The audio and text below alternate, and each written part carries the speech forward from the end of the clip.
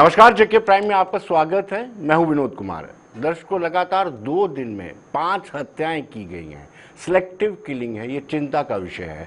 और हम बात करते हैं जब, तो लोगों का ये मानना है कि 89-90 जैसे हालात बनते जा रहे हैं।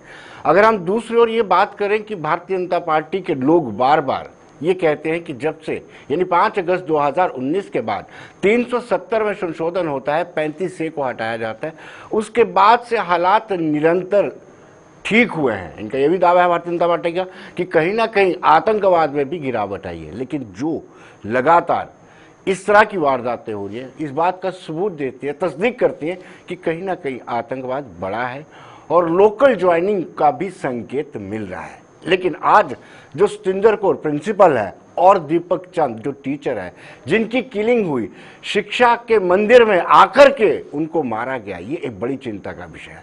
उन परिवारों पर दुखों का कहर बरपा हुआ है। पहले हम उन परिवारों से आपको मिलाते हैं, क्या उन परिवार के सदस्यों का क्या कहना है और क्या हालत है उनकी। 4 बंदे दे छड़े सा कश्मीर च, मेरा हस्बैंड कश्मीर वाले मारिया, उन्हें पुत्र मेरा मार छड़िया। की करिए, सन तो रोना भी भुल गए। घर मिनट बाद प्राप्तियां साडियां सांभ लियां, हुण सानू मारना शुरू हो गए। की करना, इन्होंने अग लानी है सब प्राप्ति ते कश्मीर साडा शेर। बच्ची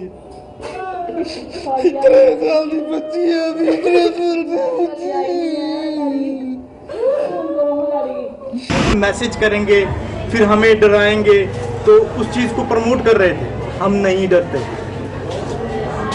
अब कुछ मेरे रिलेटिव हैं जो गुस्से में कुछ भी बोल रहे हैं, पर उन्हें एक तरीका नहीं है। हमारा सिर्फ कहने का यही मतलब है, हम नहीं डरते। सिविलियन को टारगेट करने के जो इंसिडेंट्स पिछले कुछ रोज से जो हुए हैं, ये अपने आप में दरिंदगी, दहशत और दहशत का एक मेल है, जिसमें बिल्कुल बेगुनाह जो लोग हैं, जो समाज की सेवा में लगे हैं, जिनका किसी से कोई लेना देना नहीं है, उनको टारगेट किया जा रहा है।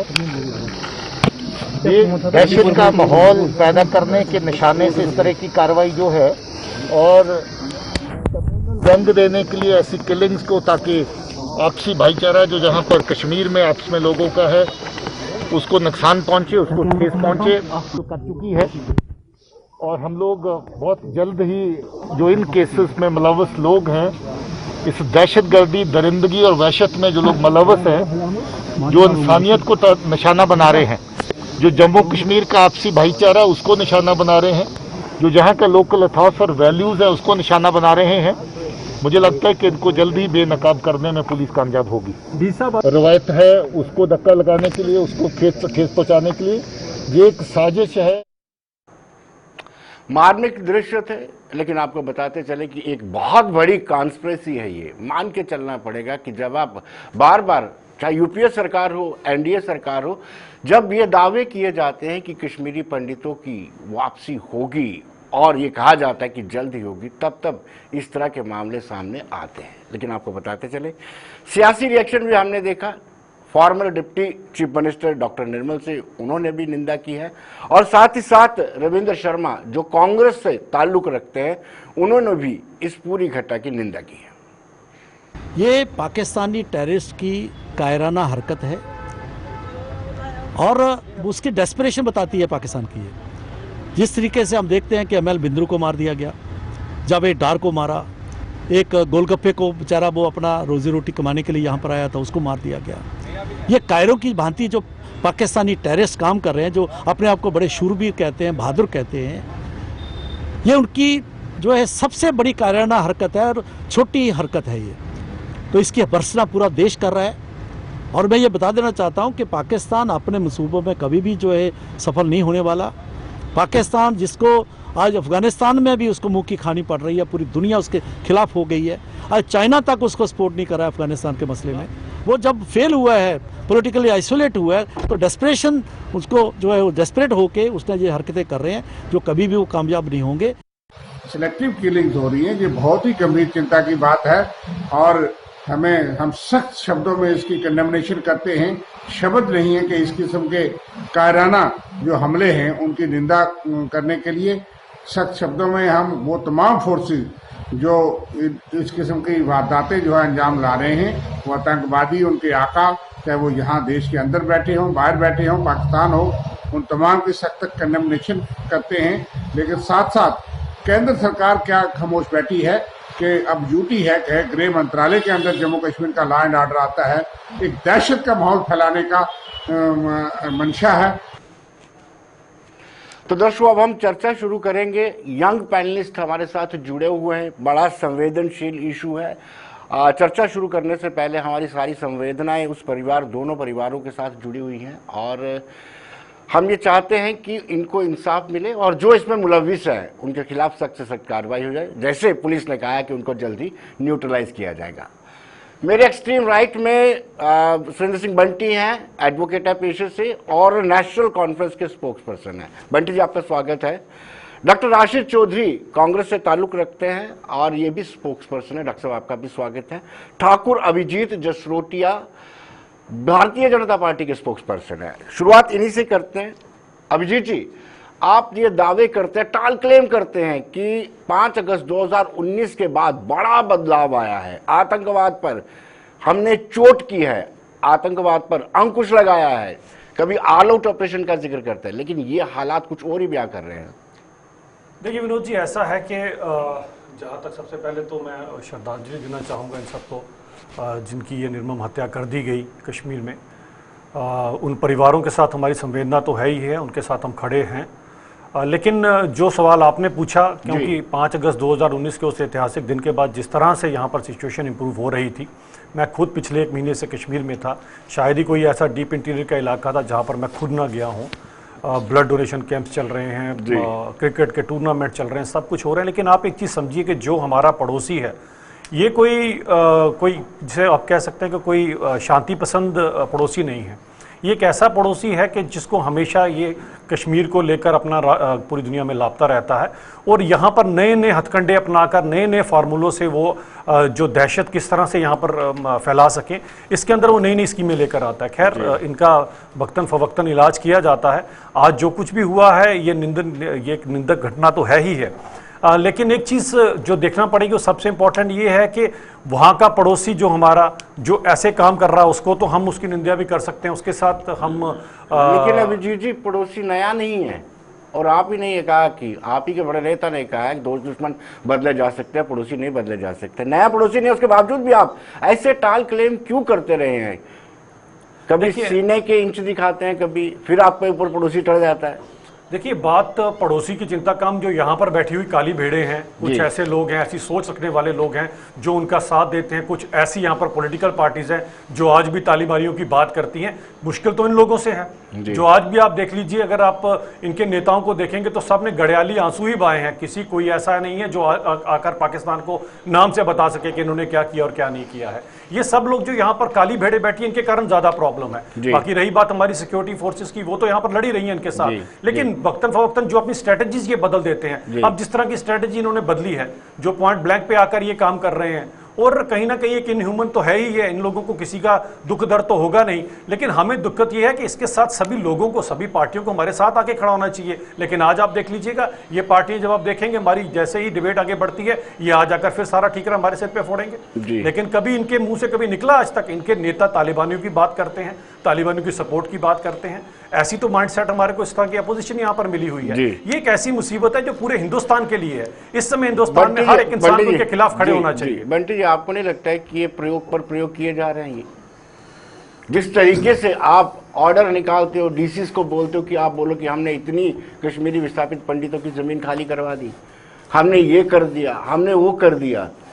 देखिए विनोद जी, पहली बात तो ये है कि बड़ा ही दुखदाई और बड़ा ही एक अनफॉर्चुनेट है कि जो पिछले 5-7 दिन से आपने देखा कि जिस तरीके से सेलेक्टिव किलिंग्स का एक सिलसिला जो शुरू हुआ है, दिस इज़ वेरी अनफॉर्चुनेट। और तमाम वो परिवार जिन्होंने अपने प्रियजनों को खोया है, उनके प्रति हमारी संवेदनाएं। लेकिन अब इस पर राजनीति ना करते हुए अगर हम एक आम आदमी की दृष्टि से, एक आम नागरिक की दृष्टि से देखें और एक जागरूक नागरिक की दृष्टि से देखें, तो सरकार में जो लोग हैं, जिस तरीके से वो ढोल पीटते हैं अपनी सरकार का गुणगान करते हैं, और पूरी की पूरी सरकार जो है ये संवेदनहीन सरकार है और ये एक इवेंट मैनेजमेंट कंपनी की तरह ऑपरेट कर रही है। जैसे कि इवेंट मैनेजमेंट कंपनी ऑपरेट करती है, आज ये दिन आज वो दिन, मीडिया एडवर्टीजमेंट, संजीदगी से कोई काम अगर आप कहें तो संजीदगी से काम अगर हो रहा होता तो 5 अगस्त 2019 के बाद जो पूरा सिलसिला यहाँ पर शुरू हुआ, जब 370 को हटाया गया, तोड़ा गया गैर कानूनी तरीके से, 35 को हटाया गया और एक पूरे देश के अंदर एक माहौल खड़ा करने की कोशिश की गई। देखिए जी, जम्मू कश्मीर को हमने हिंदुस्तान से जोड़ दिया। एक ये संदेश देने की कोशिश की गई कि जम्मू कश्मीर जो था वो हिंदुस्तान का हिस्सा नहीं था, 370 टूटने के बाद एक हिस्सा बन गया और उसका रिजल्ट आज आप देख रहे हैं कि जम्मू के अंदर, मैं कश्मीर की बात बाद में करूंगा, जम्मू के अंदर जिस तरीके से एलिनेशन की फीलिंग जो आ गई है, 370 टूटने के बाद जो हालात बने हैं, जिस तरीके से सिलेक्टिव लोगों को यहाँ लाया गया है, माइनिंग माफिया यहाँ पर, लीकर माफिया यहाँ पर, टोल प्लाजा का माफिया यहाँ पर, और अब जाके ये जो नया सिलसिला रिलायंस के स्टोर यहाँ पर खुल रहे हैं, तो एक सरकार ये जो है, सरकार वो कहते थे मैं भी चौकीदार हूँ, ये सरकार चौकीदार जनता की नहीं है जी। ये उन बड़े बड़े इंडस्ट्रियल हाउसेस जो इनके दोस्त हैं, जो इनके फाइनेंसर हैं, जो इनके स्पॉन्सर इलेक्शंस के, जो जिनके बड़े बड़े जहाज़ों में इनके नेता घूमते हैं, ये उनके चौकीदार बन के रह गए हैं। संजीदगी अगर होती तो आज ये हालात ना होते। जहाँ तक रही इन्होंने कहा ब्लैक शिप्स की बात जी, तो इनसे ज़रा पूछे कोई कि 2 या 4 साल पहले वो ब्लैक शिप्स के साथ ये सरकार में क्यों बैठे थे? आज उनके सब्ज रुमाल इनको तब दिखाई नहीं देते थे। आज सब्ज रुमाल तो पहले भी हिलाती थी, तब नहीं आपको दिखाई दिया। जब बुरहान वानी का खत हुआ, उसको सिक्योरिटी फोर्सेस ने एलिमिनेट किया, तब इनके डिप्टी चीफ मिनिस्टर ने कहा कि ये होना नहीं चाहिए था। किसने कह दिया कि हमने उसको कहा ब्लैक शिप तो सभी के सभी हैं, उसमें आप पर्टिकुलरली एक पार्टी, चलिए आप हमें भी कहते हैं, आप हमें भी कहते हैं, आप हमें कहते हैं, चलिए मान लेते हैं आप हमें भी कहते हैं। जब आपने हमारी सपोर्ट, तालिबान की बात करने वाली पार्टी के आप ब्लैक शिप्स में नहीं आते हो। साहब आप हिम्मत रखिए ना, अब हौसला रखिए सुनने का। आप बोले मैं बीच में अब सुन लीजिए ना, आप मेरे बयानों को गलत बोलेंगे, मैं तो सभी जनाब आपकी बारी आई, जो कोई तालिबान की बात करेगा वो ब्लैक शिप है। जी जी जी बोलिए। मैं ये कह रहा था, आप अगर हमें भी ब्लैक शिप कहेंगे तो आपको वो भी टाइम था जब आप एनडीए में आपने हमारी सपोर्ट भी ली थी, हम भी एनडीए का पार्ट थे, लेकिन वो बात अलग है कि वो वाजपेयी साहब की शख्सियत थी जिसकी वजह से नेशनल कॉन्फ्रेंस एनडीए का पार्ट थी। आज वाजपेयी से आप सामने नहीं है, आज देश के हालात आपके सामने हैं। तो कुल मिलाकर के ये जो सिलसिला सिलेक्टिव किलिंग्स का शुरू हुआ है, जैसा आपने पूछा मैं उसका जवाब दूँ, ये उकसावे की पॉलिटिक्स शुरू हो गई। जिस तरीके से इवेंट मैनेजमेंट कंपनी मैंने कहा, वो मैंने इसलिए कहा कि अगर आप कश्मीरी पंडितों की प्रॉपर्टी वापस देना चाहते हैं तो उसके लिए आप करें ना काम। आप ढोल क्यों पीटते हैं? आप ढोल पीट के उनको उकसाते हैं, उन एलिमेंट्स को, कि वो निर्दोष लोगों को, जिनके हाथ में एक चाकू भी नहीं, उनको वो मारे। कल एक मेडिकल प्रोफेशन के बंदे की किलिंग हुई दिन दहाड़े, जिसने मिलिटेंसी के बुरे से बुरे दौर में भी कश्मीर को नहीं छोड़ा और लोगों की सेवा करता रहा। आपने उकसावे में उसकी जान, उसके लिए आपकी जिम्मेदारी बनती है। आज एक टीचर को जो वहां पर एजुकेशन दे रहे हैं लोग, जो बच्चों हौसला रखे ना, थोड़ी हिम्मत, थोड़ा सा मैं समझ रहा हूँ, मैं आपकी परेशानी को समझ रहा हूँ कि आप सच्चाई सुनना नहीं चाहते ना, थोड़ा सा रखे ना पेशेंस। अगर इस तरीके से सिलेक्टिव किलिंग्स होंगी, जो लोग वहाँ शिक्षा दे रहे हैं, जो लोग वहाँ पर लोगों को उपचार में मेडिकल प्रोफेशन से जुड़े हुए, उन लोगों का क्या कसूर? डॉक्टर साहब आपसे जानना चाहेंगे कि वाकई में सरकार संवेदनहीन है? देखिए, पहले तो जो लोग बेगुनाह जिनकी हत्या हो गई है, पूरा देश उनके साथ है, उनके परिवारों के साथ है और उनको श्रद्धांजलि अर्पित करता है। मैं भी उसमें शामिल हूँ, मेरी पार्टी भी। और दूसरी बात यह है कि इस पर कोई ज़्यादा मुझे नहीं लगता कि पॉलिटिकल स्टांसेस होने चाहिए। ये बड़ा सेंसिटिव इशू है और इसकी सेंसिटिविटी जो है वो हमारा तो जो अपोजिशन पार्टीज़ हैं उनका समझना फ़र्ज़ बनता ही है। पर कहीं ना कहीं इसमें जो कटहरे में जिनको क्वेश्चन पूरे पूछे जाने चाहिए, पूछे जा सकते हैं और किसी सरकार को चिल्लाने की कोई ज़रूरत नहीं होनी चाहिए और उनको एक्सेप्ट करना चाहिए, बैठ के इस पर गौर करना चाहिए। वो सरकार है, सरकार में जो लोग हैं और उस सरकार में जो लोग बैठे हुए हैं, जब तक वो बात सुनेंगे नहीं, जब तक वो बात सुनने की कैपेसिटी नहीं रहेंगे और हर चीज़ को रिबॉन्ड बैक करेंगे, तो मुझे नहीं लगता कि इसमें कुछ ज़्यादा बेहतरी आने वाली है। आप ये जब कश्मीर का मामला नहीं है, ये पूरे देश का मामला इस वक्त हो रहा है, जो वायलेंस बढ़ रहा है। आप यूपी के हालात देखिए, कहीं तो खुद ही गाड़ियां चढ़ जाती हैं, कहीं किस तरह से लोगों को, निहत्थे लोगों को, जैसे बंटी जी ने कहा, वो मेडिकल प्रोफेशनल जो कि peak worst days of the militancy जिनको कहा जाता है 90s, उसमें भी वो जरूरत नहीं पड़ी उसको कहीं जाने की या किसी ने हिम्मत नहीं की उस पर बंदूक चलाने की, तो कल वो शहीद हो गए। तो इस तरह से जो हालात कश्मीर के बने हैं, जो क्लेम्स हैं सरकार के वो एक तरफ हैं, वो खोखले हैं, और जो ग्राउंड सिचुएशन है, भले ही वो बॉर्डर की हो, इनकाउंटर्स की हो, किलिंग्स की हो, मिलिटेंट रिक्रूटमेंट की हो या और कश्मीर पॉलिसी की हो, वो एक बड़ा सवाल है, और वो सवाल सिर्फ बीजेपी और कांग्रेस के लिए जरूरी नहीं, वो इनसे आगे बढ़ करके देश के लिए बड़ा सवाल बना हुआ है। और उसमें मुझे लगता है कि कहीं किसी लेवल पे बहुत बड़ी कमी रह रही है कि इस तरह के हालात बन रहे हैं। वरना अभी बीजेपी को शायद हम कहते हैं आज से 3 साल पहले, यार उनको कम टाइम मिला, कुछ ऐसे नहीं हुआ, और वक्त मिलना चाहिए, कुछ भी होना चाहिए। 7 साल बहुत होते हैं एक सिचुएशन को चेंज करने के। जो डिस्क्राइब किया बंटी जी ने, जिस तरीके से कहा कि ये इवेंट मैनेजमेंट है, संवेदनहीन सरकार नहीं है, और जो आरोप लगाए, देखिए विनोद जी, ऐसा है कि मैं अब, क्योंकि दोनों ने बात किया, मुझे भी ज़रा 2 मिनट ये पेशेंस से सुन ले तो काफ़ी अच्छा होगा। सबसे पहली बात कि इनका कहना इवेंट मैनेजमेंट है, क्या नहीं है। इन्होंने कहाँ से मैनेजमेंट शुरू की थी सबको बड़े भले से पता है। सन 87 के पहले का दौर इनको बड़े अच्छे से पता है। 87 में रिगिंग किसने की वो भी इनको पता है। कब जीते वो मैं उनको जवाब दे रहा हूँ, हिस्ट्री में जाके आपने आपको ब्लेम पीछे जाएंगे, पीछे आपके पास कुछ भी नहीं है, पीछे जाएंगे, आगे कभी नहीं जाएंगे। क्या था सबसे पहले मूल कारण क्या था? सवाल गंदम जवाब देना नहीं हो सकता। इन्होंने क्या किया, इन्होंने टेररिज्म वापस लेकर आए, इन्होंने वहां से कश्मीरी पंडित आज जब कश्मीरी पंडित वापस आ रहे हैं, आप कहां वापस आ रहे हैं? लगेगी आप और उनके झूठ बोल सहयोगी को भी मिर्ची कोई लगेगी। मुझे बताइए कितने कश्मीरी पंडित वापस आए? क्या मैं सरकार बताता हूं कि कितने पहले बात कर रहे हैं, अभी जी सुनिए बात कर रहे हैं।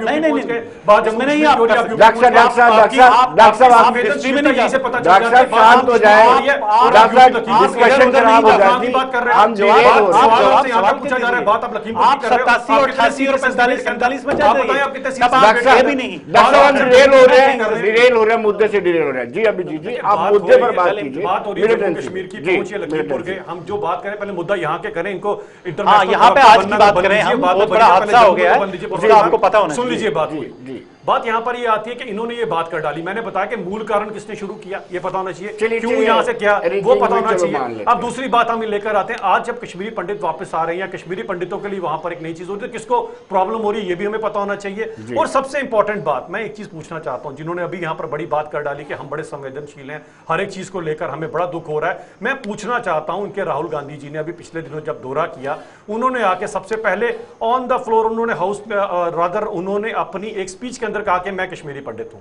ठीक है जी, वो तो खैर खुद कंफ्यूज, उनको बेचारों को भी ये नहीं पता वो पंडित हैं या क्या है, वो तो जानते नहीं कि फिर भी उनको जैसा बताया गया उन्होंने यहाँ पर बयान दिया। आज 2 दिन हो गए, मैं पूछना चाहता हूं राहुल गांधी जी ने क्या बयान दिया इसके ऊपर, क्या उन्होंने कोई बताया कि इसको कंडेम किया? उन्होंने जो आपसे पूछा वो आपने बिल्कुल क्लियर नहीं बताया कि आप टाल क्लेम करते हो 5 अगस्त 2019 के बाद स्थितियां बड़ी सामान्य हो चुकी हैं, बड़ी जगह दावे करते हो, दूसरी स्टेटों में कश्मीर का प्रयोग करते हो, लेकिन स्थितियां जो फेस कर रहे हैं उस परिवार पर आज क्या कहर टूटा हुआ आप देख रहे हैं, उसकी वाइफ किस तरीके से कह रही है।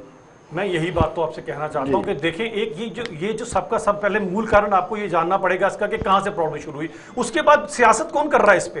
क्या ये लोग क्यों नहीं खड़े होते आज हमारे साथ हर एक चीज के ऊपर? इनको भी इस चीज को कंडेम करना चाहिए, हमारे साथ खड़ा कौन खड़ा नहीं, आज ये क्यों कर रहे हैं? पूरा देश कंडेम कर रहा है। ट्वीट नहीं आया, अगर थोड़े देर पहले उन्होंने इसको आपको खबर मिली, सुनी, मैं उनको सुनाता हूं, थोड़ी देर पहले उन्होंने बयान क्या दिए, इसको उन्होंने 370 का इसको उन्होंने राग लापना शुरू कर दिया। यहाँ पर किसी की जान चली गई और राहुल गांधी जी अब 370 का राग लाप रहे हैं। 2 दिनों से उनको याद नहीं है किसी कश्मीरी पंडित की वहां पर हत्या हुई है, जो खुद को पंडित बता रहे थे यहाँ पर आके। तो ऐसी पार्टी से आप क्या तवक्को रखेंगे? कुछ हो रही है। बंटी जी आपसे सवाल जानना चाहूंगा कि वाकई में जो लोग कह रहे हैं कि 1989 जैसी स्थितियां बन रही हैं, उस दौरान भी शुरुआती दौर में ऐसे ही सिलेक्टिव किलिंग होती रही है, क्या सच्चाई है वाकई में? उस दिशा में हम जा रहे हैं। विनोद जी, मैं अपने दोनों साथियों से ये कहूंगा कि पूरी जनता आपको देख रही है, आप अपनी बात बारी बारी से रखें, तभी लोग भी, नहीं तो लोग चैनल चेंज करते, कोई नहीं सुनता, इतनी हीटेड आर्गूमेंट कोई सुनता नहीं है, तो लोग आप पहले ही बड़े परेशान हैं। देखिए आपने कहा परेशानी भी आप ही की डाली हुई है इसके चैनल से। आप तो हमेशा बैगेज दूसरों पे रखेंगे, 7 साल से आप सरकार में आपके अभी पुरानी बात छोड़े, अभी आपके आप बोल लीजिए, मैं बोलने दीजिए, ये हरकत तो ये तालिबानी वाली हरकत है, उसकी तो फारूक साहब सपोर्ट करते हैं। बंटी जी आप बताएं ना, पहले क्लियर चलिए बंटी जी, आप हिंदुस्तान के साथ हैं या तालिबान के साथ हैं, क्लियर कीजिए, बाद में लोग चैनल चेंज करके लोगों को डिसाइड करने दीजिए। आप क्यों बढ़ रहे हैं? फिर डिटेल हो जाएगा। अभी हो गया नहीं, अगर इनका हो गया तो तब तक नहीं होगा जब तक शांति नहीं। जब मैं बोलूंगा इनकी चाबी ऑन हो जाएगी, इनको सुन नहीं सकते। जब तक कश्मीर में शांति तब तक चलिए बंटी हमें अपने चुप कराए ना, पड़ेगा, तब तक हम बैठे हैं। जी प्लीज बंटी जी चलिए। अब जी अगर फिर मैं शुरू हो जाऊंगा ना पर्सनलाइज करने तो फिर आप भागेंगे यहाँ से, Personalize की बात फिर नहीं, आप फिर debate चल रही है, ऑफ कैमरा में आप personalize बहुत कुछ कहेंगे। नहीं पर्सनलाइज मत कीजिए। पर्सनलाइज आप करते नहीं बंटी जी। देखिए मैं पर्सनल चिताकशी पे भी विश्वास नहीं करता। जी देखिए हमेशा भारतीय जनता पार्टी का कोई भी प्रवक्ता, कोई भी नेता, आप इनको पूछिए कि आपकी 7 साल में क्या परफॉर्मेंस है, ये आपको पीछे ले जाएंगे, बैक फ्लैश में ले जाएंगे। 47 में हुआ, ये हुआ, वो हुआ, कबायली आए, फिर वो 1947 में नेहरू जी यूएन में चले गए। भाई 7 साल से आपके पास सब कुछ है, आपने 370 तोड़ दिया, आपने बड़ी बड़ी बातें की। सच्चाई ये है आपने जम्मू कश्मीर को लेबोरेटरी बना दिया पूरे हिंदुस्तान के लिए। ये लेबोरेटरी है आपकी। आप 100 कार्ड जो आपका है ना ये कट्टरवाद, इसको यहीं आप कट्टरवाद आप करते हैं। कट्टरवाद तालिबान की बात कौन करता है? क्या बात कर रहे हैं आप? किसने की तालिबान की बात? आपके फारूक साहब ने बात नहीं की क्या कहा फारूक साहब ने? क्या कहा फारूक साहब ने? तालिबान की बात की उन्होंने। अरे सुनिए ना, तालिबान की बात की, तालिबान की बात की। अगर उन्होंने बतौर नेता ये कहा कि मैं तालिबान से उम्मीद करूंगा, क्यों उम्मीद करूंगा तालिबान से? अरे आप नवाज शरीफ के साथ कर सकते हैं तो तालिबान से नहीं कर सकते। जो मुद्दा है उसको डिस्कस आपके छोड़े बंटी आप जिन उस फारूक मुद्दे साहब पर की ये बात कर रहे हैं। फिर चलो वही बंटी जी, तालिबान की बात, मुझे एक तालिबान की जवाब बात, तालिबान की बात। दीजिएगा। मैं ये कह रहा मुझे एक बात था का जवाब 89 जैसे दीजिए। हालात अरे सुनिए ना सोनी साहब, आप बीच में क्यों बोलते हैं? बीच में क्यों बोलते हैं? मैं सिर्फ एक सवाल पूछूंगा, उसके बाद आप बोलिएगा। नहीं फिर आप ये ऐसे डिस्कशन नहीं सर यार भाई, मैं ये बीच में ये आदत है इनकी, ये सुन नहीं सकते। आपने अपने वर्कर अब 2 घंटे बोलते हैं, सिर पे बोलेंगे, फिर बीच में बोलेंगे। अभिजीत जी क्या नहीं कहा था फारूक साहब ने? अरे बंटी आप पढ़े लिखे आदमी है, आप डिबेट में बैठे, डिबेट की तरह बात करें, आप इसको फिश मार्केट बना रहे हैं। आप बताए ना जवाब दें। बंटी जी आप बोलिए, बंटी आप बोलिए, अभिजीत जी आप प्लीज आप बोलिए। देखिए सर, ये नए पार्टी में आए हैं, 6-6 महीने बाद पार्टियां चेंज करते हैं। इनका जो वो है ना पार्टी के प्रति more loyal than the king, ये उसको उस चीज 4 साल हो गया। अरे छोड़िए सोनी साहब, आप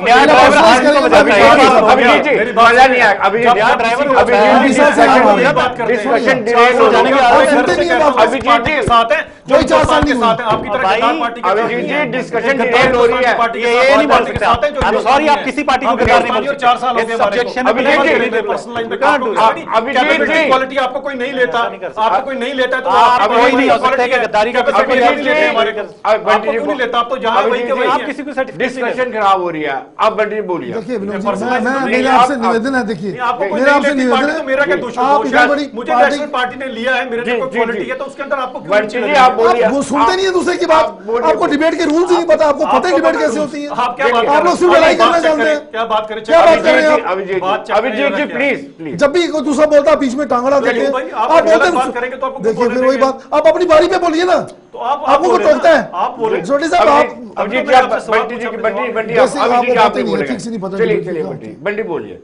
89 जैसे हालात बने हुए हैं। देखिए सर, बात ये है, ये सच है कि कश्मीर में जब मिलिटेंसी का आगाज हुआ तब सिलेक्टिव किलिंग का ये दौर तब स्टार्ट हुआ था जी। ये सारा इशू जब स्टार्ट हुआ 89 में स्टार्ट हुआ, जब टिका लाल टप्पू वगैरह और दूसरे तीसरे कश्मीरी नेताओं को जब सिलेक्टिव किलिंग्स हुई।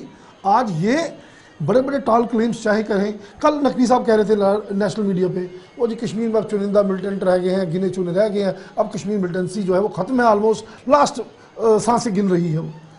ये एक तरीके की उकसावे की राजनीति करते हैं, ये जानबूझ के उन लोगों को उकसाते हैं कि वो लोगों को क्या जरूरत थी आपको नोटिफिकेशन लाने की। जब एक रूल बन गया कि कश्मीरी पंडित अपनी प्रॉपर्टी नहीं बेच सकते, जिन लोगों ने पावर ऑफ अटॉर्नीज पे बेची है वो कानूनी तरीके से उन्होंने बेची है। If they don't want to go back, आप क्यों ऐसा उकसावे की? अगर आप में वाकई इस बात की सख्त है, आपके अंदर काबिलियत है उनको वापस भेजने की, तो ऐसा माहौल बनाए ना, पहले वो सिक्योर तो हो सके। आपने नोटिफिकेशन निकाली, निर्दोषों की जान ले ली उन्होंने, क्या जवाब है आपके पास सुन के? अब सुन नहीं लीजिए पूरी बात, अपनी बारी पे बोलिएगा। क्या जवाब है आपके पास उन लोगों के लिए जिनके परिवार के लोग निर्दोष मारे गए? आप उकसावे की राजनीति क्यों करते हैं? अब यूपी में इलेक्शन है, आप यहां इसको वहां कैश करेंगे, वहां आप किसानों को मार रहे हैं गाड़ियों के नीचे, आपके मंत्री का बेटा कर, और आपका मंत्री गृह राज्य मंत्री देश का कहता है आप मुझे जानते नहीं है, मैं मंत्री एमएलए बनने से पहले क्या था। मतलब आप अपनी असलियत लोगों को दिखा रहे हैं कि आप हैं, कि आप किस माइंडसेट के लोग हैं जी। जहां तक जम्मू कश्मीर का ताल्लुक है सर, इस स्टेट का सेकुलर फैब्रिक जो है वो छिन्न भिन्न करने का पूरा प्रयास किया जा रहा है, और ये जानबूझकर होता है। इसकी टाइमिंग देखिए आप, जब ये सब होता है ये उकसावा करवाया जाता है लोगों से, फिर कहा जाता है नहीं जी सब ठीक हो जाएगा, सब ठीक हो गया। अब इलेक्शन यूपी में है, इनको खिसकती हुई जमीन दिख रही है, उकसावे की राजनीति आप यहाँ कर रहे हैं, आप नोटिफिकेशन इस तरह की निकालते हैं ताकि निर्दोष लोग मारे जाए। डॉक्टर साहब आप हमें ये बताइए कि जो मौजूदा परिस्थितियां हैं उसमें क्या करना चाहिए, क्या करने की जरूरत है सरकार को, सुरक्षा एजेंसीज को? मुझे लगता है कि सुरक्षा एजेंसीज को तो खैर मैं एडवाइस नहीं कर सकता, वो अपना काम बाखूबी कर रही हैं और करेगी भी, हमें पूरी अपेक्षा है उनके साथ, हमें हमेशा से। बट सरकार को सबसे बड़ा जो काम करना चाहिए मुझे लगता है वो ढोल कम बजाने चाहिए और काम ज्यादा करना चाहिए, एक बात। दूसरी बात ये है कि कहीं ना कहीं जो बट्टी जी ने बात कही है, ये टाइमिंग देखिए, और इसका जो पॉलिटिकल एक्सपेरिमेंट्स जो कश्मीर के साथ किए जाते हैं उनका रिजल्ट बाकी जो देश है उसके विभिन्न हिस्सों में जो है वो रीप किया जाता है। वो सरकार को बंद करना पड़ेगा। ये देश का मुद्दा है, देश की सुरक्षा का मुद्दा है, लोगों का मुद्दा है, जम्मू कश्मीर के लोगों का मुद्दा है। अभी यूपी इलेक्शन में सच बात में जमीन खिसक रही है और यूपी इलेक्शन के साथ इसका कोई ना कोई रिलेशन जो है वो सामने कल से परसों से एस्टेब्लिश जो डिस्कशन, जो मीडिया पूरी एक तरफ डिस्कशन में आ गई, सब कुछ हाईजैक हो गया, एक तरफ चल रहा है, तो कहीं ना कहीं ये चीजें क्वेश्चन उठते हैं और सामने की बात होती है। तभी सारे इंसिडेंट क्यों होते हैं? जब भी किसी प्रांत में, प्रदेश में इलेक्शन होता है तो क्यों होता है? सरकार को इससे बाहर निकलना पड़ेगा। आपका भी शीर्ष नेतृत्व यूपी में ही बैठा हुआ है, कैंपिंग किए हुए है, उनको भी कश्मीर के इन परिवारों की कोई चिंता नहीं है, ना ही कोई बड़ी स्टेटमेंट आई है, और भी 370 के साथ इसको जोड़ा जा रहा है, जैसे अभिजीत जी ने कहा। देखिए, उसमें अगर हम स्टेटमेंट कुछ देते हैं इस तरह की, हम सरकार के साथ हैं, आर्म फोर्सेस के साथ हैं, कश्मीर के इशू पे जो भी सुरक्षा का मामला है उसमें हमेशा साथ है। अब उस पर दें तो भी तकलीफ, ना दें तो भी तकलीफ। जब दें तो कहेंगे कि हमारे साथ नहीं, हमारी निंदा कर रहे हैं, और जब हम कुछ कहते हैं तो जब हम कुछ कहते नहीं, इनके साथ कहते हैं कि जो है सिक्योरिटी फोर्सेस अपना काम करें, सरकार के हम साथ हैं, सरकार भी अपना काम करे, सुरक्षा के मामले पे हम साथ हैं, तब भी इनको तकलीफ होती है। तो बात यह है कि हमारे हाथ में इस वक्त कुछ नहीं, देश की जनता ने जो दिया है मैंडेट वो मोदी जी को दिया, 56 इंच का सीना देख करके, लाल आंख पाकिस्तान को देख करके। और मैं ऑन रिकॉर्ड कैमरा कह रहा हूं, पिछले यूपीए 1 और 2 में 10 साल में मनमोहन सिंह की जो सरकार थी उसमें 4700 सीजफायर वायलेशन और इनकाउंटर्स और सब कुछ इंसिडेंट्स हुए टोटल मिलिटेंसी रिलेटेड, और मोदी जी के 7 साल में यही 7400 7400 हुए। तो ये किसको दिखा रहे हैं? आए दिन इनकाउंटर्स होते हैं, आए दिन निर्दोषियों की हत्या होती है, हमारे फौजी जवान आज भी लड़के अपनी जाने उसी तरह से नछावर कर रहे हैं देश के लिए। तो बदलाव कहीं नहीं है, भाषण बहुत बड़ा है। आपकी पार्टी पर आरोप है कि आप कश्मीर को एक प्रयोगशाला की तरह इस्तेमाल कर रहे हैं और उसका प्रयोग देश भर में करते हैं। चले, इसका मतलब ये हो गया सबसे पहली बात कि ये जो चीज़ें हुई हैं इसको ये लोग इस दृष्टि से देखते हैं, जैसे इन्होंने पुलवामा के समय बयान दिया था और अपनी सिक्योरिटी फोर्सेस के ऊपर कटाक्ष किया था, उन्हीं के ऊपर शक किया था, यानी कि आज भी ये उसी माइंडसेट के साथ चल रहे हैं। यहाँ से तो हमें समझ आता है कि किस तरह की राजनीति करते हैं। मैं पहली बात तो नेशनल कॉन्फ्रेंस को जरा जवाब दे दूं, ये बातें कर रहे हैं आज लोगों की कि लोगों को उकसाया जा रहा है, अरे अगर कश्मीरी पंडितों को घर वापस बुलाया जा रहा है, कश्मीरी पंडितों के लिए अगर ये सब कुछ किया जा रहा है, नेशनल कॉन्फ्रेंस को क्यों मिर्ची लग रही है कि कश्मीरी पंडित क्या वापस ना आए? नेशनल कॉन्फ्रेंस, आप पूरी बात सुन लीजिए पहले। अब आपको परेशानी हो रही है ना? उसके बाद हो रही है ना परेशानी? उसके बाद सबसे बड़ी दिक्कत ये आती है कि ये किस तरह से ये बात कर सकते हैं। आप जगमोहन जी की किताब उठा के पढ़ लीजिए, क्या उसमें उन्होंने नहीं लिखा है कि फारूक अब्दुल्ला ने खुद कहा था अपने वर्कर्स को कि जाओ पाकिस्तान से हथियार उठा कर लाओ और यहां पर आके खून खराबा करो? तो ये वो उसकी जरा जवाब दे दे। आपकी बात इसके ऊपर ये जो बात कर रहे हैं, ये जो है, इनसे जरा पूछिए, इनसे मैं ये जानना चाहता हूं कि सबसे बड़ी बात आज इतना संवेदनशील एक इशू है जिसके ऊपर इनकी तरफ से एक बयान है, आप पर भी उंगलियां उठेंगी। आपने डॉक्टर फारूक अब्दुल्ला के साथ मिलकर के केंद्र में सरकार भी चलाई, आप क्यों? मैं आपको बताना चाहता हूं, देखिए ऐसा है, सियासत के अंदर सबसे पहली बात, सियासत के अंदर सबको एक एक मौका दिया जाता, लेकिन जब उनकी असलियत जिस तरह से पीडीपी की बाहर आ गई वैसे इनकी भी असलियत बाहर आ चुकी है, इसलिए हमें पता है कि क्या इनका और क्या नहीं है। आप ये नहीं है कि आप किसी को बिल्कुल ही एलियन करते, कहीं ना कहीं एक मौका जरूर देना पड़ता है, लेकिन इनका असली चेहरा सामने आ चुका है कि इनके लिए सियासत ही सब कुछ है। आज पंडितों की हत्या कर दी गई, किसी के आंख में आंसू नहीं आ रहा, लेकिन इसको यूपी इलेक्शन के साथ कोरिलेट कर रहे हैं। देखिए कितना दुर्भाग्य इस देश का, देखिए ये इसको भी राजनीति से जोड़ रहे हैं, इसको भी वोटों से जोड़ रहे हैं। बड़ा बहुत अफसोसनाक बात है इनकी। ये कैसी बातें करो, कितनी ओछी राजनीति है, इनके राजनीति का स्तर कितना नीचे गिर चुका है। वहां पर परिवार उजड़ गए और इन्होंने इसको यूपी के इलेक्शन के साथ जोड़ दिया, दोनों पार्टीज ने, क्योंकि इनके लिए सिर्फ और सिर्फ इलेक्शन ही इनके लिए समय का अभाव है। अभिजीत जी आप हमारे कार्यक्रम में आए, डॉक्टर राशिद आप हमारे कार्यक्रम में आए, बंटी जी कुछ खासे नाराज हैं, आप हमारे कार्यक्रम में आए, आपका बहुत बहुत शुक्रिया। तो दर्शकों बने रहिए देश दुनिया की खबरों के लिए और मुझे दीजिए इजाजत। नमस्कार।